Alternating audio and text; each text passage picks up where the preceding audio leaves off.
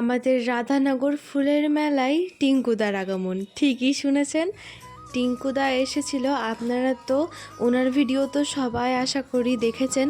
আর এই ওনার ভিডিও দেখলে কে না হাসে, সবাই হাসে, কারণ এত ফানি ভিডিও করেন উনি। তো আপনাদের সঙ্গে আজকে সেই ভিডিওই আমি শেয়ার করব। তো এখন আমি রেডি হয়ে গিয়েছি, এবার মেলার উদ্দেশ্যে চলে আসলাম। এই যে এখন মেলায় চলে এসেছি। মেলায় প্রবেশ করা মাত্রই ফুলের কাছে আসলাম, তারপরে ফুল টুল দেখার পরে স্টেজের ওখানে চলে গেলাম। আজকে প্রচণ্ড ভিড় হয়েছিল, যেহেতু টিঙ্কুদা আসবে তার জন্যে। তো শেষমেশ আমরা 6টার সময় এসেছি, 6টা থেকে 8:30 বেজে যায়। 8:30টার সময় উনি আসেন, তারপরে বেশ কিছু আমাদের গল্প শোনান। তো সেইগুলো আমি ভিডিও রেকর্ড করেছি, চলুন আপনাদেরকে সেইগুলো শোনাই। বাচ্চাদেরকে টিউশনি পড়াই। আমার সেদিনকে কোনো সেরকম কাজকাম ছিল না। ওই যে রুমটাতে টিউশনি পড়াই, ওই রুমটাতেই আমি বসেছিলাম। তো পড়াচ্ছিল বাচ্চাদেরকে। একটা বাচ্চা কিন্তু টিউশনে আসতে লেট করেছে, একটু দেরি হয়ে গেছে। সেই জন্য বন্ধুটা সেই বাচ্চাটাকে একটু বকছে, শাসন করছে যে কি ব্যাপার, এত দেরি করে টিউশনে আসছিস, দেরিটা কিসের জন্য হলো তোর? তখন বাচ্চাটা বলছে এই খেয়াল ওই আমার এই ঈদ তুলে আসতে দেরি হলো, কারণ আমার আব্বা আমার ঝগড়া করছিল। তখন মাস্টার আমার বন্ধু ও বলছে যে তোর আব্বা মা ঝগড়া করছিল, ঠিক আছে, তোর টিউশনে লেট করে আসার কারণটা কি? এতে তোর টিউশনে আসার সাথে সাক্ষী বলছে আমার। তো ছোট থেকে আমাদের বাড়িতে সেরকম ভাবে পছন্দ করতো না, কারণ ভালো করে পড়াশোনা করতাম না, যা ইচ্ছে তাই করে বেড়াতাম, করে পারতাম। তো সেই জন্য সেরকম ভাবে পছন্দ করতো না, বিরক্তিকর আমি একটা ছেলে ছিলাম। তো আমার আব্বা একদিন আমার কাছে এসে বলেছে যে চল মেয়ে দেখতে যাবো। আমি বলি ছি ছি ছি আব্বা, তোমার লজ্জা করে না? তোমার এত বড় ছেলে, তোমার এত বয়স হয়ে গেছে, তাও তুমি এখনো মেয়ে দেখে পারো না? আব্বা তো রেগে ঠাঁটিয়ে এক চল। তারপরে বুঝতে পারেন যে আমারই বিয়ের জন্য একটা মেয়ে দেখার কথা হয়েছিল। তারপরে দিন গেলাম, মেয়ে দেখতে গেলাম। মেয়ে দেখতে গিয়ে তবে মেয়ের বাড়িতে আমার নামে একটু মিথ্যে কথা বলা হয়েছিল যে আমি খুব শিক্ষিত, বিশাল পড়াশোনা, কিন্তু আমি তো জানি যে আমি ঘোড়ার ডিম। তো তারপরে যার সাথে আমার বিয়ে হবে, যাকে দেখতে গেছি, যে মেয়েটাকে, ওর সাথে আমাকে একটু আলাদাভাবে কথা বলার সুযোগ দেওয়া হলো, কারণ বিয়েটা তো আমাদের মধ্যেই হবে, আমাদেরও তো একটা বোঝাপড়া আছে নাকি। তারপরে মেয়েটার আমাকে সুযোগ দেওয়া হলো কথা বলার জন্য একার। তো মেয়েটা আমাকে প্রথমে বলছে, hey, how are you? Do you like me?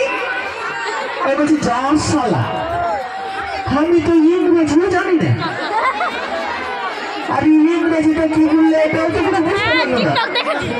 তারপর মেলায় ভাবনা চিন্তা করার পর বুঝলে আমি বলছি না, এরকম ভাবে চুপ করে থাকলে হবে না, আমাকেও কিছু বলতে হবে। তখন আমিও চোখ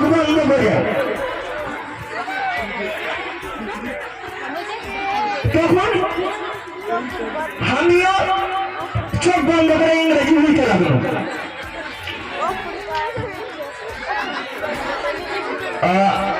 ইংরেজিটা কি বলেছিল শুনবেন? 1 মিনিট, ইংরেজিটা একটু ভুলে গেছি, 1 মিনিট।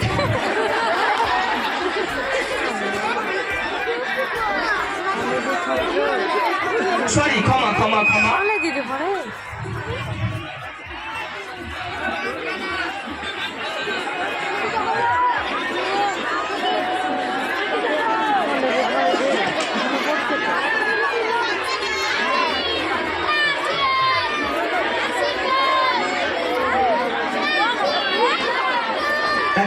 একটা খুব একটা মানে দুঃখের সংবাদ, একটা বাচ্চা ছেলে হারিয়ে গেছে। আচ্ছা আলোর গল্প বলো, তোমরা আমাকে চিন্তা করেছো? চিন্তা করেছে যার মাথার ফাঁকে আলো আটকে গেছিল, পুলিশের বই ছিঁড়ে ছুটিয়ে পালিয়েছিল, সেই থেকে নাই যেটা আশিক বাচ্চা ছিল, আশিক নাম, ঠিক আছে, হারিয়ে গেছে। বাড়ি কোথায়? জয়রামপুর বাড়ি, ঠিক আছে। তো বাচ্চাটা যদি কেউ পেয়ে থাকো একটু স্টেজে দিয়ে মানে দিয়ে যেও, তার বাবা মা কান্নাকাটি করছে।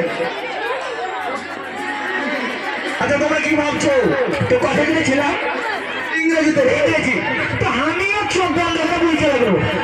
হিউজুবে বাংলা কেন, কদম তলায় চিড়িয়াখানা, বাপের বাড়ি গুনকা, শ্বশুর বাড়ি বাঁকুড়া, হিউজুবে হিউজুবে মেয়েটা ওখানে অজ্ঞান। তারপরে বিয়েটা ভেঙে গেছিল, ঠিক আছে। তারপরে কিন্তু একটা মেয়ের প্রেমে পড়েছিলাম, কিন্তু সম্পর্কটা বেশি দিন থেকে ব্রেকআপ হয়ে গেছিল। বলি ব্রেকআপটা কিসের জন্য হয়েছিল? সালটা ছিল 2021, দিনটা ছিল 7ই ফেব্রুয়ারি, রোজ ডে। তো সেদিনকে সকালবেলায় খুব সেজে গুজে উঠে চলে গেলাম গার্লফ্রেন্ডের সাথে দেখা করতে। সবাই মানে পার্কে যাওয়ার পর দেখছি যে সবাই নিজের নিজের নিজের প্রেমিকাকে সব রোজ উপহার দিচ্ছে, মানে গোলাপ উপহার দিচ্ছে। আমিও ভাবলাম যে সবাইকে নিজের প্রেমিকাকে গোলাপ উপহার দিচ্ছে, আমি একটু অন্যরকম কিছু দিই, কারণ আমি ছেলেটাই অন্যরকম। তো অনেক ভাবনা চিন্তা করার পর আমি আমার প্রেমিকাকে একটা ফুলকপি গিফট করলাম। প্রেমিকাটা বিয়েটা বল, কারণ সবাই আমাদের দিকে তখন তাকাচ্ছিল। প্রেমিকা বলছে তোমার কোনো কাণ্ড জ্ঞান নেই, এই দিনে কেউ ফুলকপি গিফট করে? তুমি জানো না সেই দিনে রোজ ডে, গোলাপ দিতে হয়? আমি বললাম আরে পাগলি, ওইটারও যা দাম এইটারও তা দাম, গোলাপটা নিয়ে সবাই একটু পরে ফেলে দেবে, তুই তরকারি রান্না করে খাস। তারপরে ওইখানেই আমাদের ব্রেকআপটা হয়ে যায়। ব্রেকআপ করার মানে সকালবেলায় ব্রেকআপ হলো, সন্ধ্যেবেলায় মন টন খুব খারাপ, বিকেল বেলায় মন খারাপ করে বসে আছি। তারপরে ভাবলাম যে মনকে ভালো করতে হবে, এভাবে তো মন খারাপ করে বসে থাকলে হবে না, কিছু তো একটা করতে হবে। তারপরে ভাবি কি করি কি করি কি করি, মাকে একটা প্লেয়ার এলো যে চাই একটু সিনেমা দেখে আসি। তাড়াতাড়ি রেডি হয়ে মোটর সাইকেল নিয়ে চলে গেলাম সিনেমা হলটার সামনে। সিনেমা হলটার সামনে গিয়ে দেখছি মা আমার সেই গার্লফ্রেন্ড, আমার সেই প্রেমিকা যার সাথে সকালবেলা ব্রেকআপ হলো, একটা টোটো থেকে নামলো, একটা অন্য ছেলের হাত ধরে ভেতরে চলে গেল। আমি দৌড়ে গিয়ে টোটোওয়ালাকে বলছি এই যে একটু আগে যে মেয়েটার নামলো, অন্য ছেলের হাত ধরে ভিতরে চলে গেল, ওটা মানে আমার বউ। আপনি এক্ষুনি ভেতরে যাবেন, দিয়ে এই মেয়েটা চুল ধরে টানতে টানতে বাইরে নিয়ে আসবেন। আপনার ভাড়া কত? টোটোওয়ালা বলছে দাদা 300 টাকা। আমি আপনাকে 2000 টাকা দিব, আপনি এক্ষুনি ভেতরে যাবেন, ওই মেয়েটাকে চুল ধরে টানতে টানতে বাইরে নিয়ে আসবেন। বলছে দাদা আপনি শুধু দাঁড়ান, আপনি একটু অপেক্ষা করেন, আপনি কোনো চিন্তা করবেন না, আমি এক্ষুনি ভেতরে যাব, টানতে টানতে ওই মেয়েটাকে নিয়ে আসবো। আমি দাঁড়িয়ে আছি, উনি ভেতরে গেলেন। তারপরে একটু পরে দেখি ওমা টানতে টানতে অন্য একটা মেয়েকে নিয়ে আসছে চুলের মুঠি করে। আমি ওর সামনে গিয়ে ভাবি যে যা, এটা আবার কাকে নিয়ে আসছে, এটা তো আমার গার্লফ্রেন্ড না, এটা আমার কাকে নিয়ে আসছে, এটা তো আমার বউ না। রাখেন আপনার বউ, আপনার বউ খুঁজতে গিয়ে আমার বউ হয়ে গেছি, অন্য একটা ছেলের সাথে বসেছিল। তারপরে ভেবেছিলাম যে ভাই প্রেম প্রেম করবো না, কিন্তু তারপরেও একটা মেয়ের প্রেমে পড়েছিলাম, সেই মেয়েটা আবার আমাকে বিশ্বাসই করে না। তো আমি সেই মেয়েদের হাতে একটা ছুরি দিয়ে বললাম যে তুমি যে আমাকে বিশ্বাস করো না, তো এই নাও, তুমি আজকে আমার বুক চিরে দেখো যে আমি তোমাকে কতটা ভালোবাসি। মেয়েদেরকে বিশ্বাস নাই, সেই জন্য আমি কিন্তু আমার বুকে একটা বুলেট প্রুফ জ্যাকেট বেঁধে রেখেছিলাম। ও মা, মেয়েটা বলে যে বুকে মাথা রাখবো সে বুক তো চিনতে পারবো না, পিছন ঘুরো। আমার তো রাগে মাথা খারাপ, ওইখানেই ব্রেকআপ। রাগ করে মেয়েটাকে তুলে নিয়ে গেলাম জঙ্গলে। ও বাবা, জঙ্গলে যাওয়ার পর দেখি আমার চাইতে মেয়েটারই আগ্রহ বেশি। আমি বলছি যে তোমার যখন এতই আগ্রহ, এত চাহিদা, তো তুমি আনার সময় এরকম চিৎকার চেঁচামেচি করছিলে কেন? ওই যেমন আমি যদি চিৎকার চেঁচামেচি না করতাম, তুমি যে এরকম ঘন জঙ্গলে এরকম নিরাপদ জায়গায় নিয়ে আসতে। তারপরে ভাই প্রেম টেমের সব মাথা থেকে নামিয়ে দিয়েছিলাম। তারপরে একটা মেয়ে আমাকে এসে বলছে যে টিঙ্কু, তুমি যদি একবার, শুধু একবার আমাকে ভালোবাসি কথাটা বলো, আমি তাহলে ফুর্তিতে মরেই যাবো। আমি বলছি যা রোহিত তুই বেঁচে থাক, বেকার হয়ে গেল মরলি কেন?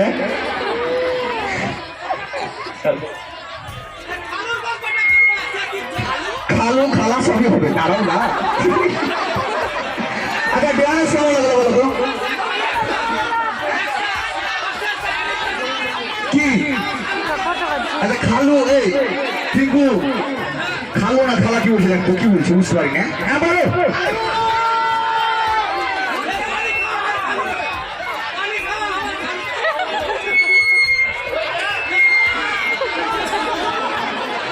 ওই যে তুই বলেছিলিস না তুমি সব মারবি না আমার খালুকে, এটা আমার খালু হয়। হ্যাঁ মনে পড়েছে, মনে পড়েছে, খুব ভালো হয়েছিল। তো আজকে সত্যি খুব ভালো লাগছে, কারণ আপনারা তোমরা সবাই এখানে আমাদের জন্য এতক্ষণ ধরে আছেন, এটাই আমাদের কাছে কৃতজ্ঞ। আর আশা করব যে এই ভালোবাসাটা যেন সবসময় পাই। আমরা চেষ্টা করি যতটুকু পারি, জানি না কতটুকু পারি, আপনাদেরকে সবসময় হাসাবার।